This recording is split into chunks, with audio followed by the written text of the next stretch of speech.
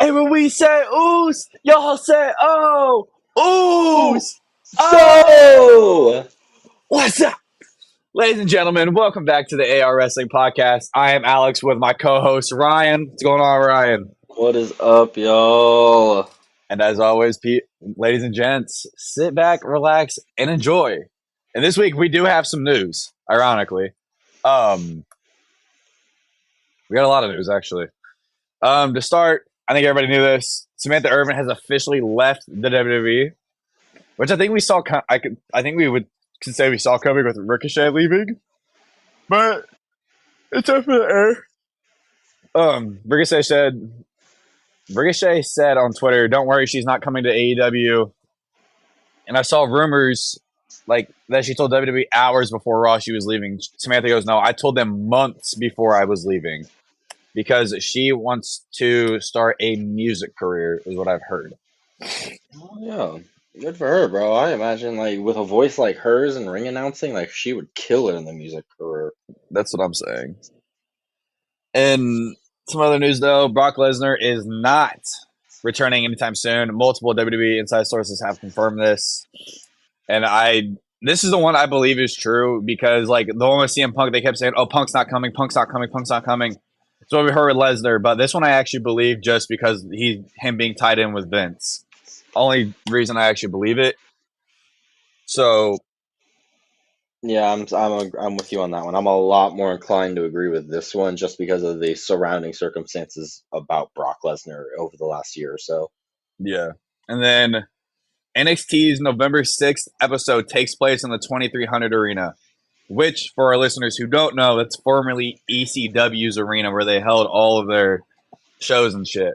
Legendary venue. This goes head to head with Dynamite, and I'm watching this NXT episode because I want to see this. Oh yeah, I'm always interested when AEW and NXT go head to head. Because like WWE always It's floods it with their giant stars. it's WWE's developmental brand against AEW's main roster.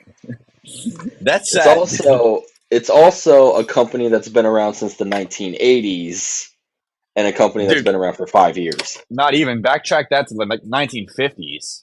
Exactly. So Because of Vince Senior. Yeah, this company's been around for almost 100 years now. We're at like 74 years or it's something like been that. around for a very, very, very ridiculously long time. Hey, but it gave us the greatest sports entertainment industry ever. Exactly. Exactly. It's And essentially, yeah, you hit it, Raw. and Cody Rhodes versus Kevin Owens is rumored for Saturday night's main events. And when we get to talking about SmackDown, I see this more and more because we had talked about it, I think privately, and then I think we see how this goes from here. We do give our prediction for this on the Crown Jewel pre-show, so whenever we get that posted up and recorded, go listen to that. But I mean, I say we get right into Monday Night Raw. We see main event Jey Uso, Braun Breaker, American Made, and Rey Mysterio and Dragon Lee of LWO all getting ready for their matches in the night.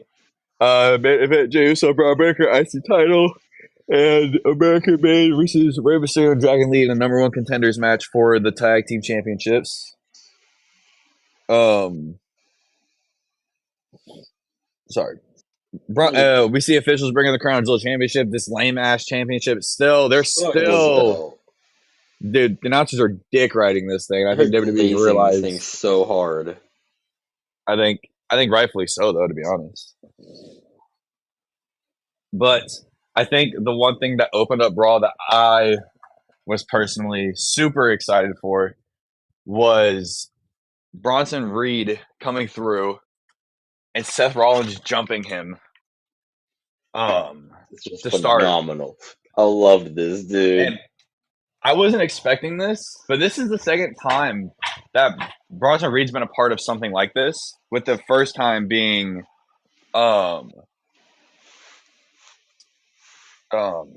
shit. Against Braun Strowman when they had their whole last monster standing rivalry, whatever you want to call it. They had that whole thing going on. Right. Which I do want to say that was amazing. And with what we were given and the time frame that it was cut to. But I think now this Rollins versus Bronson Reed thing, I want it to turn into a street fight or I like that. another version of the last monster standing. Maybe just keep it as a simple last man standing. So I like it. I like the idea of this turning into a stipulation match at Crown Jewel. I mean, we'll have to see when that comes. But Rollins stands the victor. Well, not really the victor, but he stands tall at the end of him and Bronson Reed in the background, and he just starts walking to the ring and like through Gorilla, and basically the entire gist of this promo from Rollins was Bronson Reed, you want to be famous? I'll make you famous, big boy. I'll give you your 15 minutes of fame. And Pearson officials come out. Reed comes out. He's throwing security, tearing through it. Rollins doing the same thing. And Rollins actually ends up getting thrown into the announce table. And when Reed goes to hit this tsunami, Rollins moves. Bro, this announce table fucking exploded. Did you see the piece that flew through the air? Yeah, dude, this thing was crazy. That was insane. I never seen an announcer table break like that. And rightfully so, we get the holy shit chance. And I think it's what we. I think that's right. I don't know. I think it's just a rightfully so of a moment to have.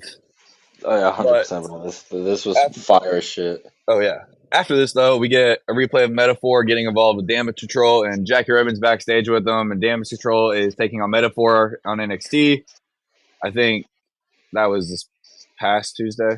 I don't know. But Damage Control looks to be the women's tag champs, but Liv Morgan and Raquel Rodriguez walks in. Liv tells Jackie leaves, and then starts cutting a promo about Nia just disregarding Damage Control.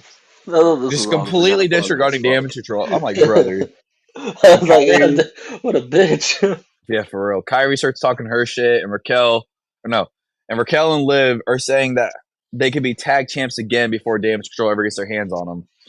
And Damage Control challenges them, and Liv and Raquel accept. And then we get a promo video hyping up the IC title match. I mean, nothing too crazy. But then we get a number one contender tournament for the World Tag Team Championships. This is not WWE Tag Team Championships. That's SmackDown. With the New Day versus the Authors of Pain. Welcome back, Lillian Garcia. She's not full time. She is part time ring announcer right now, so WWE can find a replacement. Yeah, she called called her in last minute, from what I heard, right? Yeah, but I wouldn't be surprised if they kept her full time. They couldn't find anyone to replace her. I'd be so happy to have Lillian Garcia back. Full time, bro. I would love her to be back full time. That'd be so cool. It's definitely a difference when you don't have Samantha around. Yeah, you can definitely tell. After the years of having Samantha and her being the GOAT, honestly, her adding that extra flame under every single superstar, even if it was a jobber, she was able to add the flame to make them seem legit. Oh my god, I'm gonna miss her calling out, "Daring General, go!" So basically what this match was, New Day can kind of dominate, but I mean, Cross is trying to convince Woods.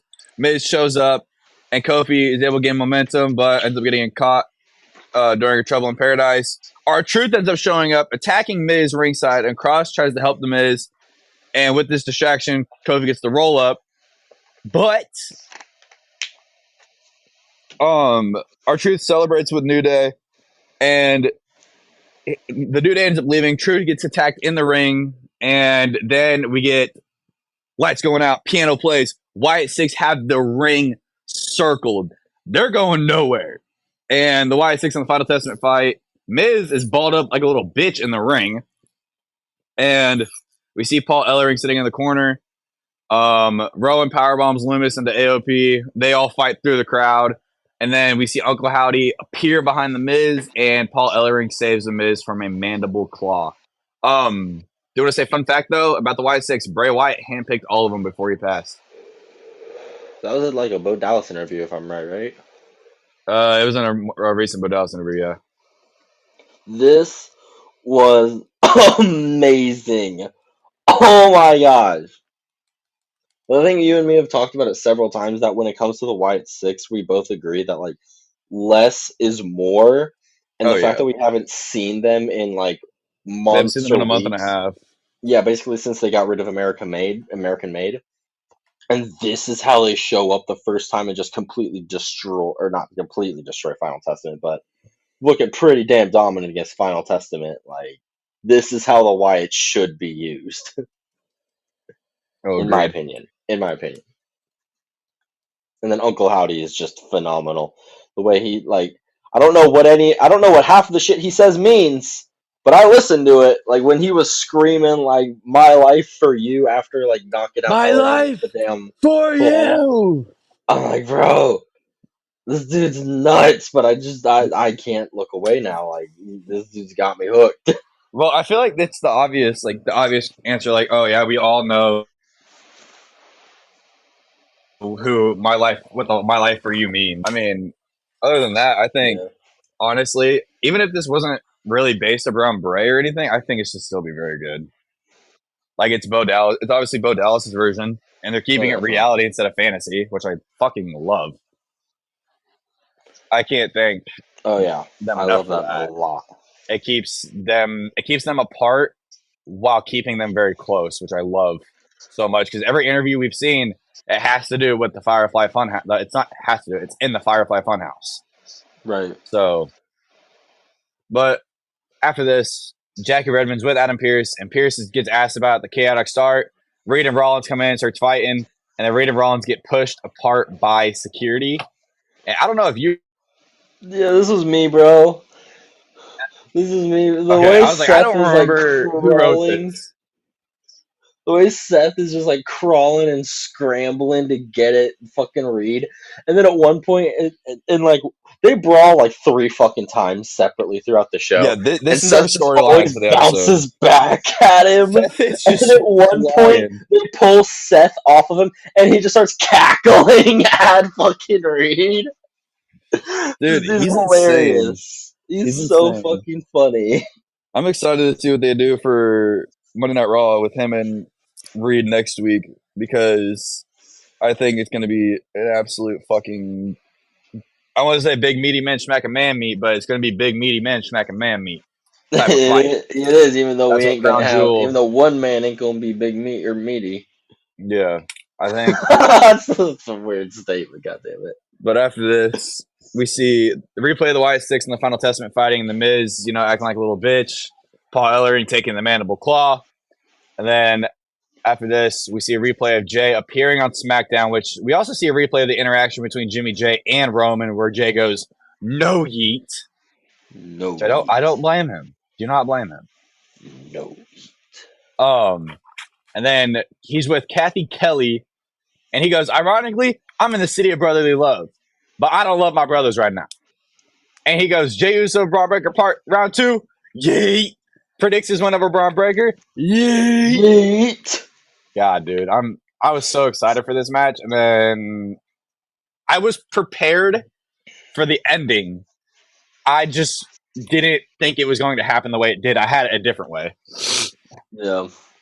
But then we get a Raquel Rodriguez promo video. Raquel says while she's still around, Rhea will never win back the Women's World Championship. Raquel hasn't forgotten when Rhea cost Liv and her the tag titles, and when she beat the hell out of both of them. And Raquel says since Rhea won't end this, she will. Raquel is lame as hell to me. I kind of agree. She's just like in the sense of an image, like the way she is presented with Judgment Day. Oh, it's perfect. I love it. But Hmm. just her promos, they don't hit. Yeah, I don't know what's wrong with her like promo. I sound like an asshole when I say that. Like We're on the the way fourth her incarnation of personality the comes Judgment Day too. across. Yeah, Yeah, this is she. the fourth incarnation of Judgment Day. This is crazy. The first was Edge, Rhea, Damien, and then Finn joined. Then they kicked them out, and then Dominic joined, and then JD joined, and then they kicked Damien and Rhea out. So what? This is gonna be three or no four. Fuck, I don't know. There's too many incarnations of this goddamn Judgment There's Day. been a lot of there've been a lot of people in Judgment. It's our new NWO. Yeah, for real. But then we get to our Damn Stroll versus Raquel and Liv match. And basically, this is just kind of a back and forth match up until Metaphor gets involved, attacking EO before Lash Legend causes the DQ. And not Lillian. Wade says, or no, yeah, Lillian says that Dom is there, but nowhere to be found. Like I said, Lash Legend clocked EO. Jakar Jackson's also involved. And then we see Damage Control and Metaphor going at it. And then Jackson and Legend hit their finishers. Metaphor and Liv and Raquel stare off, bickering at each other. And then Rhea's music hits. Liv's losing her fucking mind. Like, you can visibly see her lips are like twitching. Like, dude, she's just like, oh my God, veins are popping. And Raquel says that she has it, but Rhea headbutts her. And then Rhea dumps Raquel to the outside. Ragdolls Liv, puts Liv in the prison trap, drop kicks Raquel off the apron, then goes back for it. Liv tries to hit the homewrecker. And Rhea counters, and Dom comes to the save, but then Rhea gets a hold of Dom, puts him in the prison trap, and Raquel and Liv save him. Basically, Rhea just took out the Judgment Day without needing help, is what we just saw. Rhea is just a fucking unit. I am so happy for that. You cannot be touched. I love Rhea Ripley. And then backstage, like you were saying, Rollins walks in, then Reed fucking throws Rollins. And Pierce calls Reed and Rollins bastards, which I found was really funny. And then we get Reed versus Rollins at Crown Jewel, which I was saying prior. I hope this is a street fight. Something, but we don't necessarily know just yet until we get to that point in time. And then we get a War Raiders promo video, and then Raquel and Liv walk into the Judgment Day locker room. Finn gives himself and JD props as champs, and then Finn says he's worried about Damien. But Dom tries to make the claim, what if I'm World Heavyweight Champion? And everybody's like, well, eh. And Raquel peeps over Dom and looks at Carlito. She goes, what are you here for? And Carlito goes, I bring the cool factor. Yeah, he's cool. And then he says he's going to go talk to Pierce. He's the problem fixer. This is true. And then we see Trick Williams in the crowd. Real quick though, I do just need to see Dominic get his caved in by his chest caved in by Gunther though. I'd be hilarious. Okay with it. I'd be okay with it. I would be too. I wouldn't even make it a main event. I'd make it the opening match of Raw. Yeah, I would, and it'd just be for about 15 minutes straight. Yeah, Dominic is getting his ass whooped. Just you know how I say they run that match? Oh. They run that match. If Dominic wins next Monday against the former World Heavyweight Champion, which we'll get to that segment later, I say if it's Dom versus Gunther and Judgment Day get involved, I say Damien comes to help Gunther deal with the Judgment Day, and that's how he goes, hey man, I helped you the Judgment Day, so I deserve my title shot. Because he's been trying to get back at Gunther, but he goes, Gunther, you need to focus on Crown Jewel. Focus on me after Crown Jewel. Yep. He's right. There is also another rumored match. The World Heavyweight Championship match for Saturday night's main event is rumored to be Damian Priest versus Gunther as well. That was the same report that has reported that was the same report that was rumored Cody and Kevin as well. And I could see this being a very logical way to get there. I like your way of making it. So we'll have to see how that goes, but I could definitely see Damien getting involved if it's Dominic beating the former world champion. Mm-hmm.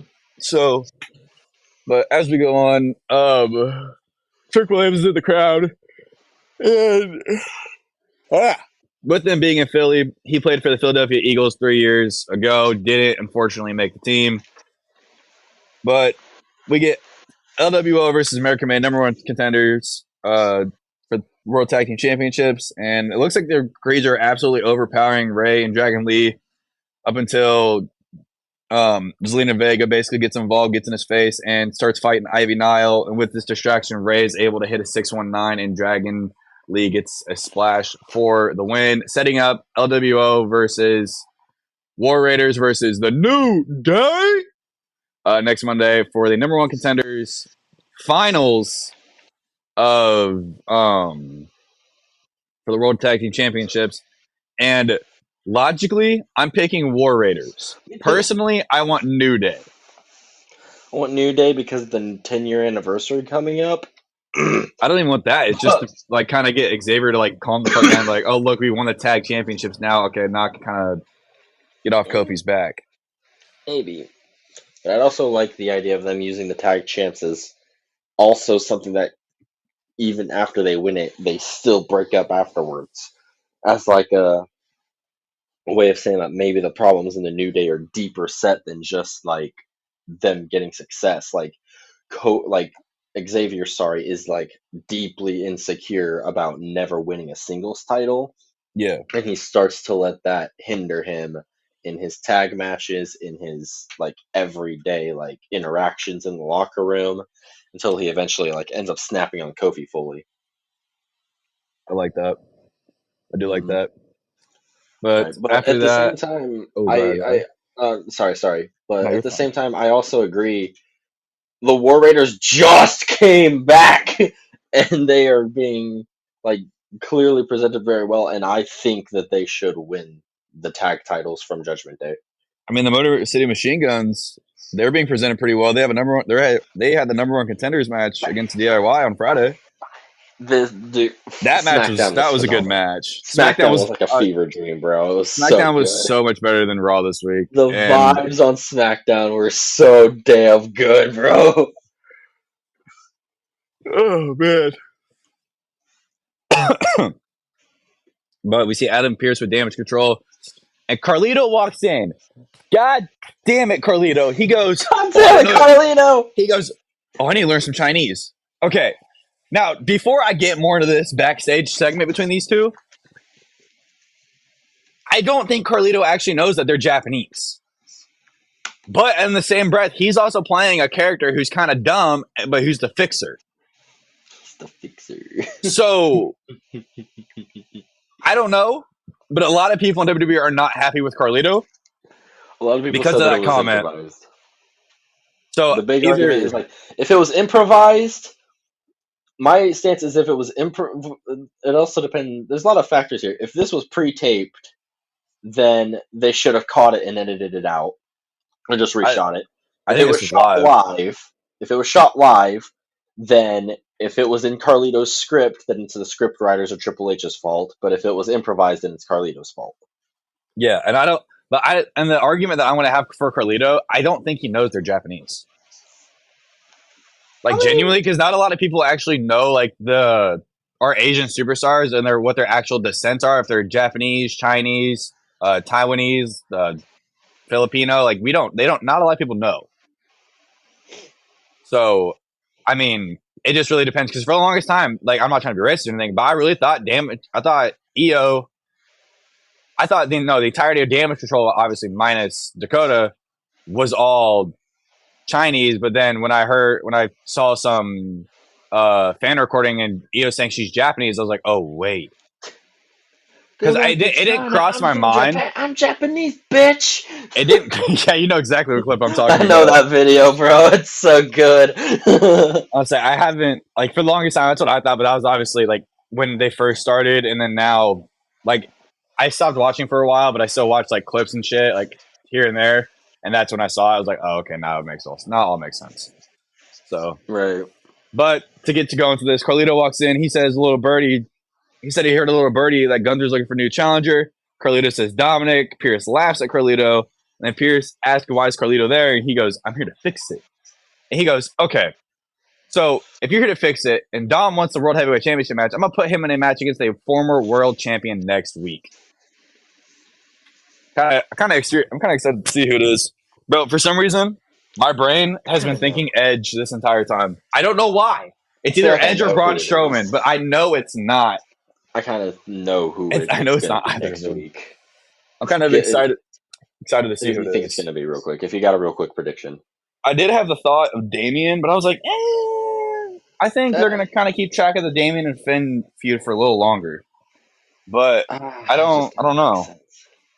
I kind of wanted to say, I kind of want to say Damien. I can't even lie. Like when Priest said this, immediately in my head, it's like, oh, I mean, even last week, Finn Balor said that he's not finished with Damien, and Yeah, like, I don't know if I think Damien said that he had like unfinished business with Judgment Day, even though he beat Finn, or no, I he don't know. said his business with the Judgment Day is done. Okay, he did say that, I think. but Finn said that he's not done with him Oh, yet, we see that and in so, our next segment. One of our next segments that we're talking about. oh shit. Yeah. But Um. yeah, I don't know. That my guess is low key Damien, but I wouldn't be surprised if it was somebody else to try to move Damien out of that. But Yeah. also, like with Saturday night's main event being rumored to be Gunther and Damien, like he's kind of being kept in that bubble, I would imagine. Oh, for sure. But I mean, speaking of Gunther and Damien, Kathy Kelly is with Gunther, and basically, does he have a response for Cody for being at SmackDown? And Gunther, he thinks Cody loves the drama and thinks Cody is one of many. But Gunther's one of one, and he will be at SmackDown. And then Damien walks in and he goes, "Look, man, don't think I'm here to smack you up. I ain't here to do that shit. I'm here to talk. And I'm not looking for a handout because I'm going to earn this shit." And he goes, "After Crown Jewel, I'm going to become El Campeon." And Gunther looks at him. He goes, "Good for you." I was like, oh. Like, damn. Yeah! This is like Gunther's just one of the best, dude. I was He like, just doesn't damn. care about you or your dreams. So yeah, Um, that's funny. I don't care. Braun Breaker. Then we get to our Intercontinental Championship match, the main event. This Braun was Breaker amazing, versus bro. main event Jay Ooh, Uso. so this low key was like pay per view quality. I can't even lie. This is amazing. For me, it was storytelling wise, yes. But I mean, obviously, the fans they were split. They were yeeting, and there were dogs Legit, barking bro. in Philly. And so basically, they go back and forth. It looks like Breaker's going crazy for a while, but then the Bloodline shows up. Solo says they're here to help, and Jay's over on the other side from Solo. Tonga's like, yeah, go. I'm here to help. And Jay pushes him off, super kicks him. Tonga jumps off the fucking barricade. Yeah, gets fucking super kicked. He gets out. He's done. Solo eats a super spear from Breaker, and then Jacob and Breaker stare off. Brother, I don't give a single flying fuck. I need this more than Kevin and Jacob. I need this match.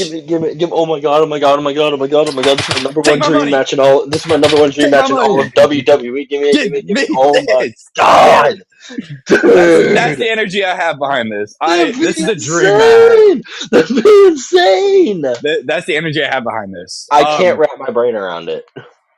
This interaction between these two alone got such a bigger pop than WWE had anticipated that they're like, now we're gonna have to run this match at some point. Low key, yeah. But Jay ends up wiping out Breaker and Jacob, but then Jay goes for his own version of Super Spear, gets stopped by Jacob with super kick, and Breaker just throws him in, hits him with a Super Spear for the win, and with your new IC title champion, Braun Breaker. Like I said, I was prepared for the end of this match. I was so upset, but I was prepared for the end because I knew what was coming on Friday, and I definitely have a feeling what's coming in these next coming weeks for Survivor Series. I definitely agree, bro. It's starting. The Bloodline Civil War is getting hyped up, bro. Can't wait. I hope the Usos are getting back together, like officially soon. I hope so. We'll have to see though, because this whole thing right now is pretty interesting because you don't like with SmackDown. With SmackDown, and this is a Tuesday when we record this. I have to be honest. after Monday, after last night, I don't know if you've watched Raw yet, but after last night, I'm sitting here thinking, what the fuck? Really. So yeah, that's gonna have to be a private conversation that we have. We can't have this on the podcast just yet. That'll be next week's recording. We'll see y'all in a week. See y'all in a week. Oh yeah, I agree with that. Uh, Just give me half a second here. I'm trying to get one thing transferred over to my notes. dude, SmackDown was low key a fever dream. SmackDown, everybody, was fucking amazing. Bro, I wasn't expecting SmackDown to end the way it did, and then I saw a picture after up to me, which we'll have to talk about when we get there. But I mean, the opening, the middle, like all of SmackDown was. This became the A show of the week. Because usually Raw is the A show and SmackDown's been the B show a lot. Well, and now we got the opposite. Honestly, SmackDown has been locked in here recently. SmackDown has completely locked in, y'all. But if you're ready to hop right into it, we open with security once again carrying in the Crown Jewel Championship. Swear to God, bro, this ugly ass title. It looks like the center of a spy movie every time they do this shit. It's so dumb. But we get shots of Gunther, our World Heavyweight Champion, Cody Rhodes walking in as they're going to have a big face-off later for that big championship. And we also get the two teams facing off to become number one contenders for the Bloodlines tag titles. It's DIY and Motor City Machine Guns in their second match in WWE. It's going to be amazing. Dude, that match was very good. We didn't even know when this shit started. How amazing. The last man we see walking in, apparently late for work, it's Randy freaking Orton. He stops and walks over to Triple H, says something to him, and it looks like Randy may be trying to get Triple H out there or something. Randy goes out there for a promo and essentially says that he's been looking everywhere to get his hands on Kevin Owens, but for some reason, he can't get him. He's been like hidden away, like Triple H won't let him get his hands on him. Aldis won't let him get his hands on him. So he needs Triple H to come out here to explain why he's protecting Kevin Owens from Randy Orton. This is when we get Triple H's music, and we also get a shot of Triple H and Gorilla, who reluctantly takes off the headset and goes out to the ring. Yeah, he did not look happy. Yeah, he's like, I do not want to go out there right now to do this, Randy. Come on now. He said that he'd prefer not to do this out here, and he calls out Orton for not showing up to work on time. And Randy starts accusing Triple H again of protecting Kevin from Randy. And Triple H says that he's just trying to do his job. Randy fires back, continuously accusing Triple H of protecting Kevin. Triple H says it's not going to happen as Randy continues to goad him. And he says that I'm not protecting Owen or Kevin from you. I'm protecting you from Kevin. I know Orton and Owens since they walked into the business, and Owens is strictly business. Owens let his guard down when it comes to Orton and when it comes to Cody. You guys kind of just stabbed him in the back when he teamed up with, or not teamed up, but kind of forgave Roman and all that when it comes to the bloodline. And after all of that, Kevin. I just want to point out, Randy hasn't forgiven anyone in the bloodline. That's right. I don't even think he's forgiven Jay. Cody. But he has sided with Cody. He has sided with Cody in the sense of I think he's trying to protect Cody because this attack from Kevin was kind of fucked. Mm-hmm. Like, come on. I agree, Kevin. Like, you're going crazy, dude. He has gone absolutely bonkers. And this broke something in Randy's head, though. He's like, so you're protecting me? And I'm also kind of here like, bro, 295, am I right? This dude's fucking shredded. 295. When you look at these two in the ring, Triple H looks like a fucking midget. This dude has lats like bird wings. Oh my god. Jesus. Like, Randy looks like his little brother in Triple H in here. It's hilarious.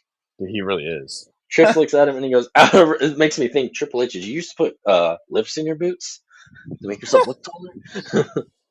That's crazy. Triple H goes, out of respect for you, or you just got off the shelf after being on there for 18 months. You had steel rods put into your back, and I don't want to see you get put on the shelf permanently by Kevin, and he goes that, or Randy fires back going, that's not going to happen. I didn't want Paul Levesque to come out here. I didn't ask for the CEO or the CCO. I asked for the game. I asked for the man who broke into my house in 2009, threw me out my front door window. And I know what's at stake, just like you know what it's like to have everything taken from you all at once. Reference to his like heart problems where he had to retire out of nowhere. Mm-hmm. And he says that he wants Owens at Crown Jewel, and crowd's hyping him up, and Triple H reluctantly goes, or he hopes to God the fans in Orton know what they're asking for as he makes the match official for Crown Jewel. I'm so Says that excited. Orton better know what, better watch his back at all times because he's permanently in danger now. Oh God. I'm so excited. This gave me vibes of like, could they potentially make this into a non-sanctioned match? And after this promo, like I've definitely have been thinking more and more. Like I think we had talked privately more about this feud specifically, and I was sitting here thinking, I'm like, dude, this like the whole thing with the Rocket just keeps adding up. It really does. All this just adds up more and more and more. I completely agree. Like, it didn't like, I don't know, it wasn't like super like apparent to me, but it kind of gave a vibe as like Triple H is kind of like hiding something in here. Yeah. Like he kind of knows something maybe that we don't. Like maybe it is just the fact that Kevin Owens is gonna like tweak his character to a point where he's just an insane psychopath who's gonna like basically try to kill Randy. But like maybe it's also like The Rock's kind of getting involved, and in Triple H's ear now is like, you need to kind of protect Kevin and make sure that he gets to Cody. Yeah. One way or the other. Potentially.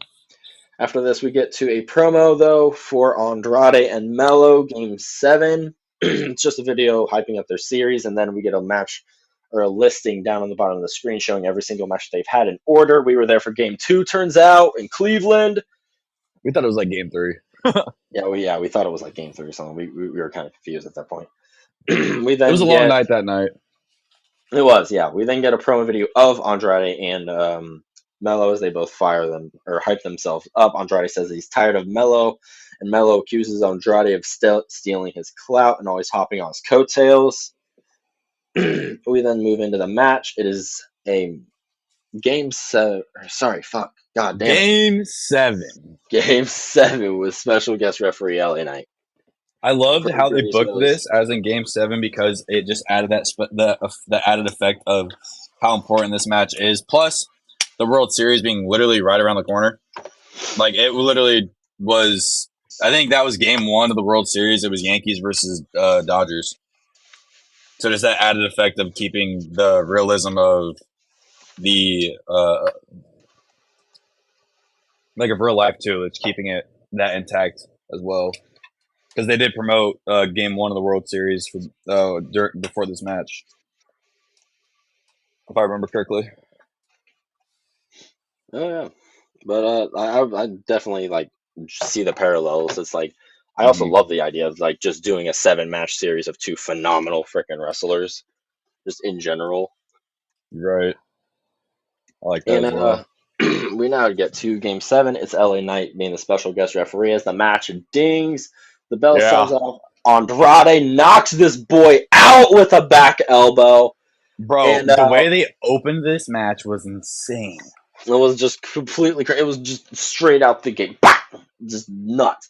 We see LA Knight literally have his sunglasses, his vest, and the United States Championship on throughout the entire match as he's calling Essentially, yeah. It is hilarious. And I also didn't realize this as it was happening, but LA Knight has a custom championship. He does? He has a custom belt strap that has his LA Knight like symbol all over this belt strap of it. I'll have to check I'm gonna check this out. When WWE puts that on the shop, you best believe I'm buying that bitch. It's gonna be like $700. I don't give a fuck. You're nuts for that. That's my championship, right? I have the LA Knight outfit. What do you mean? How do I not? Yeah. I need the. Yeah, that's true. I do need the. IC title. Yeah. But as the brawl continues, Andrade eventually hurts his back as they fight to the outside. Both trade huge moves and counters, including a mid-rope Spanish fly and a Canadian destroyer. Andrade, though, is thrown into Knight by an accidental pinfall kick out from Mello. Maybe it was on purpose. Who knows? During an argument with Knight, though, he's hit by a kick from Hayes. And Knight pulls Hayes out of the ring and attacks him, dropping both with BFTs. The bell doesn't sound, though, because Knight's the Oh, he referee. does. I didn't even know that. Yeah, he drops them both. He then gets on the announcer's table. Bell hasn't even rung yet. So technically, match 7's still going on. Knight gets on the table and he goes, "To hell with game 7, yeah!" Yeah. Basically just rips it apart and says that, fuck game 7 and LA Knight's the best is essentially the entire promo. And this is going to come back to bite him backstage when he runs into Nick Aldis, and he makes this a triple threat match for Crown Jewel. Dude, I did like Corey Graves' little comment when LA Knight stopped Andrade going from doing the dive onto Mello. He goes, "What is this, WCW in the 90s where you can't go over the top rope?" I love that dig. Obviously that comedy's dead, but like that dig is still, I think it's still kind of necessary. I definitely agree, dude. But in terms of this being a triple threat for fucking Crown Jewel, man, I am hyped. Like, I think this is even something that you and me have like predicted somewhat, even that this was eventually going to happen. So I was okay with whatever, as long as it was one of those three or one of those two against LA Knight for the title. Like they make good matches. Oh yeah, they make a phenomenal matches. So, but then my dots. Just your thoughts. I agree. We then move to backstage and we have Tiffy time and Nia Jax from earlier today. Nia calls Tiffy's sickness a vacation, and Tiffy will do whatever for Nia, she says. The Tiffy sniffles. Not the Tiffy sniffles. Don't mock the Tiffy sniffles, bro. They are very, very serious, Nia. I don't appreciate this. Nia says that if you're going to do anything for me, then I need Naomi handled. And Tiffy says that she can deal with Naomi, although Nia says that she has someone who can already do it, and it's Candice LeRae. That match is happening next, actually, and she wouldn't want to have Tiffy sniffles, or wants you to have Tiffy's to. Fuck, wouldn't want her to have the Tiffy ruined. sniffles. God damn it, I ruined the joke. My fucking tongue didn't want to work there in words. Tiffy just looks like completely devastated, though, by this, and she's like, "God damn, what the fuck?" Well, when do you have a Tiffy sniffle, don't you? Understandable. God, I fucking hate Nia for that. Understandable. Fuck Nia. I think we see Tiffany cash in at Royal Rumble. That's Royal Rumble? Yes, Royal Rumble when she cashes in. That keeps the longevity of the briefcase, which is they're still playing into it, and on top of it, you can keep adding up the buildup of basically Nia abusing Tiffany. I think it happens tomorrow or on Saturday. Crown Jewel. Saturday? Ooh, okay. Let me book it for you. Tiffy standing. The match happens, right? And you have Nia wins the match, right? Yeah. Nia has the Crown Jewel Championship and the WWE Championship, but she's like knocked out in the corner. Like, this match has taken so much out of Nia. I have Nia playing babyface, by the way, in this match, weirdly enough. That is weird because there's two heels going at it. Yeah, but Liv is more heel in my opinion because of everything with Rhea and shit like that. But that's just my stance on it. So I'll be cheering for Nia if anything. But Nia's gonna be like knocked out in the corner and be like dead as fuck, essentially holding both championships, crying. Tiffy's gonna run into the ring. Here's the thing: you gotta imagine this. Okay. Nia's knocked out in the corner. Tiffy has her back to both Nia and Liv as she's cashing in, jumping up and down, saying, "I'm cashing in, I'm cashing in." Everyone assumes that's going to be Liv, right? Yeah. Until Dominic slides in, pulls Liv out at the last second, and starts running with her up the ramp. The bell rings for a WWE Championship cash in. Tiffy turns around, and Nia Jax is the only champion in the ring. That's interesting. That is an interesting take. I like that. Tiffy accidentally just cashed in her Money in the Bank briefcase on Nia Jax, and now she has to decide whether she betrays Nia and takes her opportunity, or she bows down to her queen and just loses it. That's a hot take. That's a hot take, but I freaking love it. I do too. And then Tiffy just lays her out with that cartwheel elbow in the corner, and then a PME for the win. That would be insane. Yeah. I like that. Yeah. So that's what I got. Bro, it's hot as shit in my house right now too. I'm doing one. It's not hot as shit in my apartment, but it's hot as shit outside of like because I still gotta go to the gym and go to class after. Yeah. But now we move to our match that we've just talked about: Naomi versus Candice LeRae, which is essentially just quick little tussle as Candice takes Naomi out early with a bulldog, and they brawl to the outside as Indy gets involved, throwing Naomi into the ring post and into the ring. Bayley comes out to even the odds, and Naomi's able to roll Candice up for the win. So she wasn't able to pull it out for Nia. It's alright. Nah, it's all right. It's alright. It's alright. But this is our cue for the Crown Jewel Championship to come out. We also get a promo video for John Cena's debut back in the Ruthless Aggression area. Back when he met Undertaker backstage and they shook hands. Like, this kind of confused me. Like, why are we showing this? Like, other than to remind us about John Cena's retirement. We saw him open up with Ruthless Aggression with Kurt Angle. Like, we all knew that. Yeah, and then when he met Taker backstage, that was when he got like. I'm pretty like I don't know if that was scripted or if that was whatever, but that was aired live and it showed that the most seasoned vet in the locker room approved of the rookie. Right. So why are we showing it right now? I think it's to help kickstart the 25 years tour, 25 year retirement tour. The retirement tour. All right, B. John. He's not dead. His career is dead. He's not dead. His fucking hair is dead. Let's be honest. Yeah, that hairline. But he needs to stop. He needs to stop fighting it. Yeah, for real. This is when if we get bald Cena in 2025, holy shit. But this is when we go from one former face of the company to the current face of the company. Cody Rhodes walks out for his promo with Gunther, and as Cody's doing his big entrance, he gets up on the turnbuckle to do the big wah! But we instead get Gunther.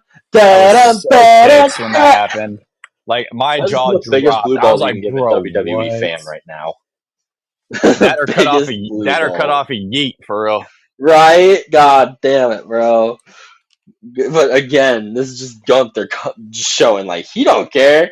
He's the man. He's the man. He's the ring general, shit, bro. He's the king general. Yeah, so he gets to the ring and goes, Cody, what do you want to talk about? What do you want to talk about? God, I love that. And Cody's Gunther coming across like just arrogant, like fucking crazy dude. He's doing what Gunther does. He's chill. He goes, well, he would say it's fairly obvious, and he asked Gunther. He's asked Gunther, and he saw the invitation to SmackDown, and he showed up. Cody wants to know why Gunther says he's gonna leave Crown Jewel as champion. Gunther goes, well, let me talk about you first. This championship has nothing to do with your daughter, and I don't know why you keep bringing her and the people closest to you up and into this. This is a champion versus championship match at Crown Jewel, and it's going to figure out who the better of the champions are. Cody, you know what I don't get. Every single time you have dragged everyone you loved into this. Gunther thinks Cody is doing this to make things more dramatic than they really are, and just to hype up his story and just hype up his own like clout and shit like that. That was nicknamed the Hollywood title at one point. That's the Hollywood. It's the Hollywood title and the workhorse title. It's basically what we're looking at right now. If you want to agree with them, maybe you can. I kind of do, low key. Yeah, me too. I mean, that's not to say Cody isn't a phenomenal wrestler. Look at the AJ. Every single match that he has is good. Yeah, we're talking more of just titles themselves. Yeah. Gunther thinks Cody is doing this to make things more dramatic. I already said that. Gunther's reason why he leaves Crown Jewel champion is himself. He is the greatest professional wrestler in the company right now. All fact, no cap, come at me. Imagine all those people not being in the building. What is your real reason why you leave champion? If there's no crowd, you take the people out of this, what are you, Cody? Is essentially what he wants to know. And Cody goes, I'll have to admit, that is the dumbest question I have ever heard. Newsflash, this doesn't exist without all of them, the fans, and dramatic. Have you seen my family? Hell yeah, I'm dramatic. We are proud to be dramatic. We are proud to be a messy, Like, we are just proud to be all of it. Where were you yesterday? The day before that, he was in Vegas for WrestleMania 41, hyping it up. I did everything that was asked of me, but you couldn't get out of bed to represent the championship, to represent the company. The part of you missing is the responsibility that comes with it. That's fact. Gunther goes, "Are you kidding? I'm the workhorse champion of this company." And this kind of ties back to it, low key, like what we were just talking about. Cody's the guy that goes out there and shows everyone around the world that he's the WWE champion. Look at me. Like, he goes on Saturday Night Live. He goes to the like fundraisers and stuff like that to represent the WWE championship. Gunther shows up in the ring and just proves why he's the championship. Just kind of, that's a hot take, I feel like a lot of people would think of. I got Gunther you. does go that I am the workhorse champion of this company, and he knows everything about responsibility. The difference is I just tell them no, because I have the guts to say no. Gunther has the guts to say no to the fans, and he has the guts to say no to management. The reason why you don't say no is if you stop being the servant to everyone else, then your story ends. It's over. That makes you a gutless champion, and a gutless champion is second to Gunther. And Cody goes, "You are a ring general, and I don't see a general at all. You lead no one but yourself." Cody's whole career has been his guts, says Guts is taking the first shot and ending a civil conversation like this. He then punches Gunther square in the mouth. They start brawling as Kaiser gets Square in the involved. It's mouth. 2-on-1 until Randy gets out there and evens the odds. And the two teams face off, and I think we kind of got the vibe of a 2v2 tag match next week On SmackDown on SmackDown in Saudi Arabia. Fuck. in Riyadh, Saudi Arabia. Or it's Jeddah. One of the two. I don't know. Jeddah. Well, who gives a shit? We then cut to a promo video of the Bloodline last week. Jey Uso on SmackDown. Shot of the Usos and Roman. Man, no yeet, Jay says. This is No just everything that happened. When Jay won the IC Championship, we get a flashback of that. Next time I see you, Uso, it's going to be different. When he said that to Solo, we get everything that happened between the Bloodline and Jay during the IC title main event on Raw. Breaker and Jacob's stare down actually gets highlighted in this promo video, which makes me think WWE's listening. Yeah, like I said, they weren't expecting that reaction when it was all going on. Mm-hmm. Like, that reaction got such a big reaction they weren't expecting that they had to do it. Right. This is also like a very interesting thing. Like, every single member of the Bloodline, like Roman, Rock, Jay, they've all like kind of lost it. Well, Rock hasn't really. I mean, he kind of lost pseudo in the Bloodline match at Mania 40, but Roman and Jay have both lost their championships in Philly. Rock lost his championship in Philly back when, I think it was when he was fighting Brock Lesnar. That's when he lost his. Oh shit, that was a while ago. Yeah, that was years. That was literally, that was like 2 decades ago at this point. Oh yeah. Then we cut to backstage. We get Metaphor, Chelsea Green, Piper Niven, and Damage Control arguing backstage as Nick Aldis, Adam Pearce, and Ava all agree that there will be a fatal four-way for the women's tag titles at Crown Jewel between Metaphor, Chelsea Green, Piper Niven, Damage Control, and Chelsea Green. Sorry, how could I forget Chelsea Green? Damage Control. Fuck. Jade Cargill and Bianca Belair. And it is, of course, for the titles. But from one set of tag titles to another, a number one contenders match for the WWE Tag Championship. It's DIY versus Motor City Machine Guns. And I don't know about you, but this is a dream match in a sense. Like, this is like freaking amazing. These two teams are actually fighting on WWE TV. At one point, this was like two teams that nobody thought would ever get a shot at tag title gold in WWE because of Vince McMahon.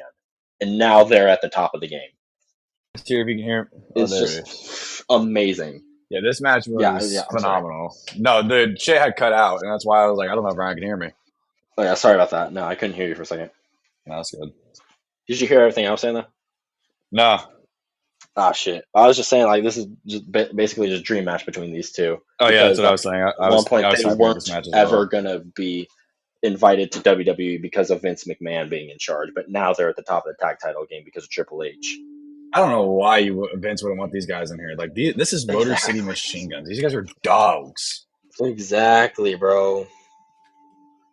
But then we move into the match. Shelley and Gargano start off as Shelley, as we hear on commentary, Shelley was actually somewhat of a mentor for Johnny Gargano. They start off technical as the announcers tell us about their history. Ciampa tags in himself because he doesn't like the respect that these two are showing. Sabin and Shelley pop off, or I'm sorry, pop off in the match, and they get some double team moves. Gargano and Ciampa eventually plant Sabin with a fairy tale ending, assisted by a super kick, and then hit a big knee for a near fall. Sabin and Gargano trade roll ups in the ring before Ciampa catches an accidental super kick from his partner on the apron. This lets Motor City Machine Gun grab Gargano, and they hit their new finisher, Skull and Bones, to become #1 contenders. This is Bro, when the Bloodlines. Oh, go ahead. Good. did you see a lot of the movesets between these two? Like There's these a two teams shitload of them. specifically? They were very similar in every aspect. Like Yeah, exactly. They Motor hit City Machine like Guns did their the version of meet in Motor the City middle Machine on the Guns. apron. They did hit right in the middle on the apron. I think they also hit one in the ring for a near fall as well. DIY had several of like Motor City Machine Guns like off and scouted. Like for a while, DIY was actually just in control, like Yeah. not letting Shelley get to Sabin whatsoever. Like Hell no. definitely, like I kind of sped through the review of that match. If y'all got time, go back and watch it. It was freaking Yeah, that amazing. match was amazing. Like, it was the exact type of wrestling that I love watching on a daily basis. But this is when the Bloodlines music hits. Nick Aldis said that this isn't going down tonight. Solo said that there isn't a problem. OTC chants start. Sorry. Solo says the Brooklyn needs to shut their mouths. Solo just wants to introduce themselves to the #1 contenders, and Solo is getting Dominic Heat at this point. He's He's just getting getting straight. booed out of the building. He's getting Dominic Heat. I'm loving this shit. He yells at them that Brooklyn, New York, acknowledge me. Motor, Boo! boo! He goes, Motor City, welcome to SmackDown. Meet the Bloodline. I'm your tribal chief. Sabin grabs the mic and goes, allow me to introduce us. We are the Motor City Machine Guns, now #1 contenders for your titles. So whenever you want to hand over those championships, any place, anytime. Solo looks at him and he goes, how about a tag time title match right here in Brooklyn? If it's any place, any time. Nick Aldis is defending the Motor City Machine Guns because these two have history in NWA, turns out.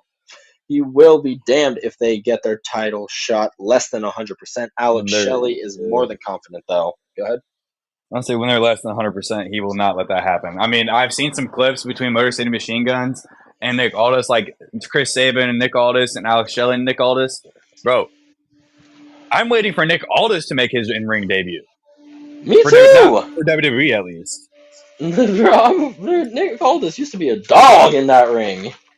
Let's be God. real here. Thank God. But Nick's sorry, Nick, stop. You know us. They want the tag title opportunity whenever they can. Those are the most important championships to them. And if they can get it right now, then they're going to get it right now. They've got their match.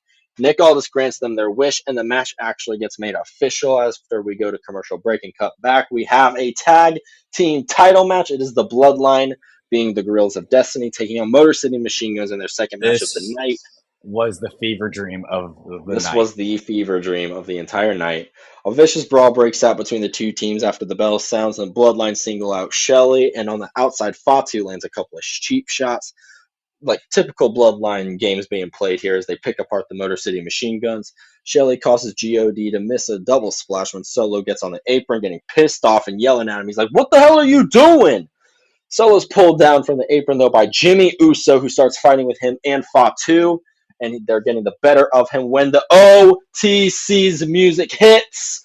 Roman Reigns arrives, and he lays out Solo and Fatu alongside Jimmy Uso as they fight up the rampway and into the backstage area.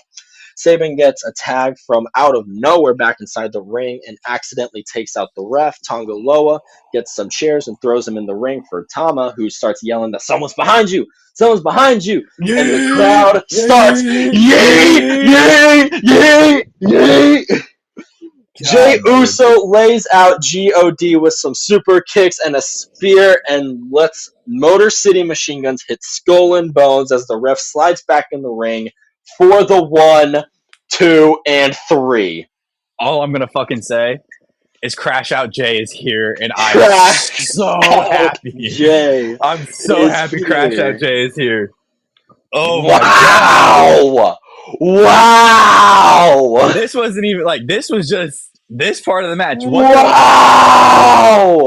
We got to talk about what happened after the match too. Like realistically, we need to talk about what happened after the match because what happened after the match to me was even crazier than what happened in the match. I don't know about An you absolute personally. phenomenal. It was, I agree, but I just want to highlight real quick an absolute phenomenal fucking win for Motor City Machine Guns after everything they've been through. Yeah, Their third match in WWE, winning tag title goal from the fucking Bloodline. Let's not disregard that. Yeah, I got it. They're involved. They got immediately like they're not involved in the Bloodline storyline. I wouldn't say, but they're like a beat in this Bloodline storyline at this point, and they're immediately like that just shows Triple H has like high like expectations and like plans for these guys. I think. Yeah. But I'm just excited for that because this gives me a little bit more hype for the tag team division now. But you are right. The most exciting part was after the match. Jey Uso stands in the middle of the ring, kind of clapping for Motor City, as you know, just as they celebrate and walk out of there.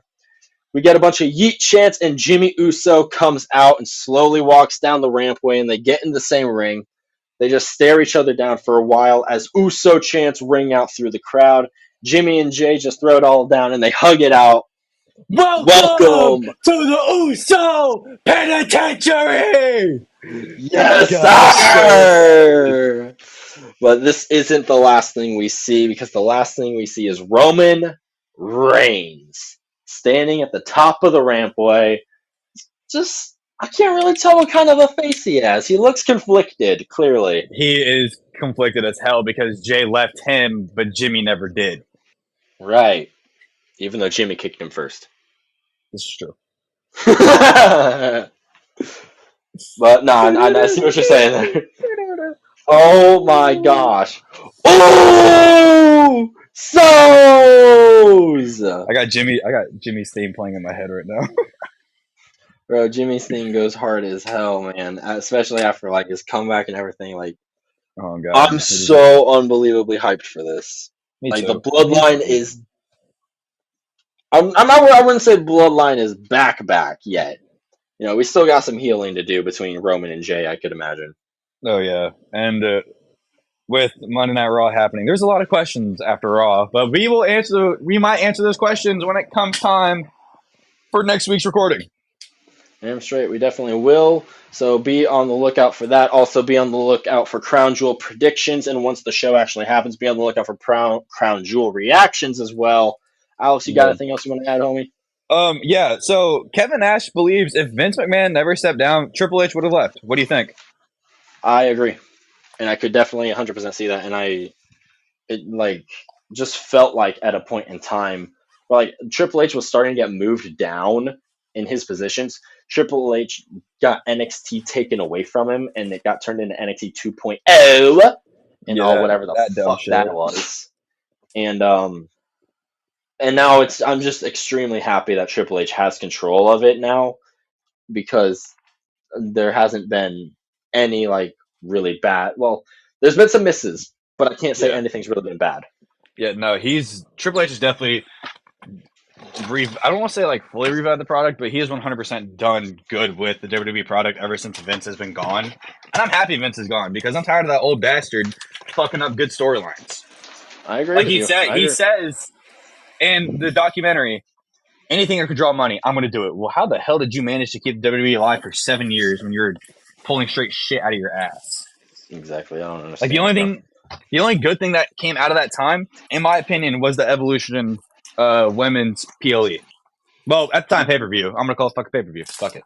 Yeah. But now we listen to PLEs. So, I don't know, man. That's just my opinion on that entire thing. I mean, obviously, we saw Roman's reign. We saw The Fiend come out and everything like that. But with Vince in charge, none of it came to fruition the way it should have. Right. So, that's just my thoughts. But that's all I got. All right. Well, no, I totally agree with you on that. Like Triple H is 1000% taking better control of the reins.